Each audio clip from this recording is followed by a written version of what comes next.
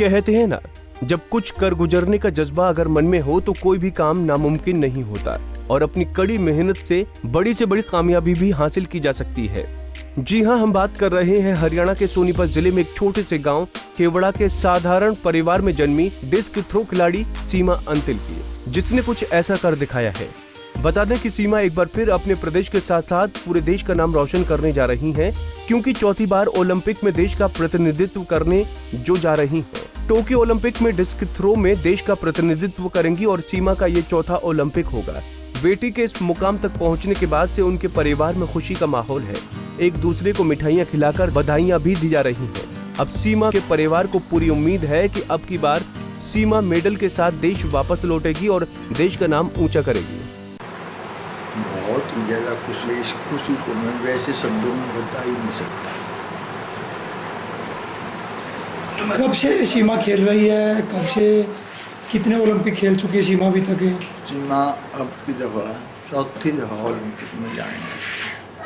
कब खेलने लगी थी बचपन में सीमा? सीमा कोई 8-7 साल की लाग गई थी बचपन में।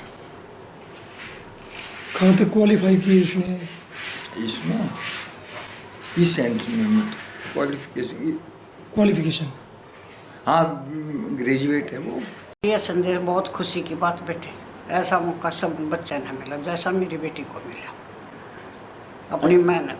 आंटी, आपने ये कहा जाता है कि माँ का एक बड़ा अहम रोल होता है अपनी बेटी को खिलाड़ी बनाने में, पहलवान बनाने में, और सीमा तो अब की बार चौथी बार ओलंपिक खेलने जा रही है। क्या किस तरह से आपने सीमा को तराशा है? उसकी दिनचर्या क्या रही थी बचपन से? वह बचपन तो बेटे इन का खेलन कूदन में बहुत ध्यान था उसका।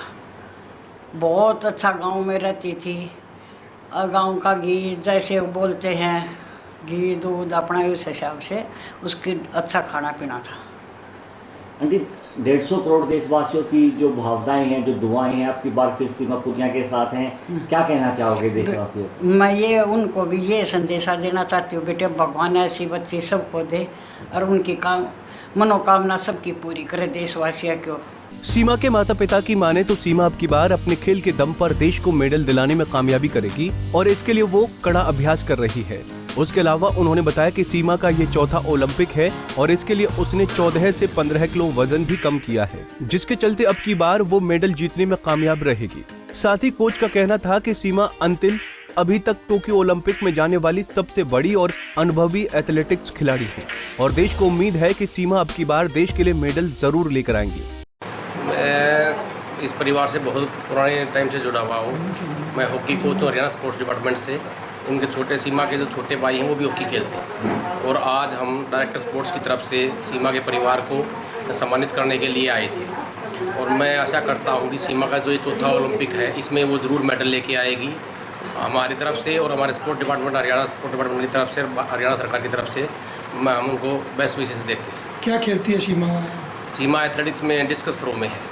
पहले भी जा चुकी है ओलंपिक में सीमा? सीमा का ये चौथा ओलंपिक है। परिजनों के मुताबिक तो सीमा अंतिल ने मंगलवार को Netaji Subhash national institute of sport में फास्ट एंड अप 10वीं राष्ट्रीय अंतर्राज्यीय एथलेटिक्स चैंपियनशिप के अंतिम दिन टोक्यो ओलंपिक खेलों में डिस्क थ्रो प्रतियोगिता के लिए 63.72 मीटर थ्रो के साथ क्वालिफाई किया है।